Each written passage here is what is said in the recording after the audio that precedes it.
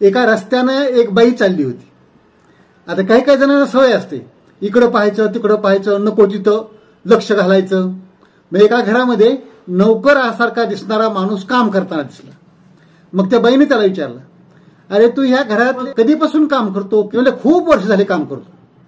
महिने विचार, तुला पगार किती देतात? तो म्हणाला, फक्त पोटाला मिळतंय 2 टायमाचं आणि अंगात झाकायला कपडा मिळते बघा, दुसरं काय मिळत नाही. ते म्हणे, अरे असं कसं? तू माझ्याकडे चल, मी तुला खाऊन पिऊन कपडे लत्ता देऊन महिन्याला 1000 रुपये देईन. तर तो म्हणाला, भाऊ पण मी इथं या बाईंशी जन्माचा करार केलेला आहे ना, हा करारनामाचं काय करू? तर बाई म्हणल्या, ते तोडून टाक तुझा करारनामा आणि माझ्याकडे चल.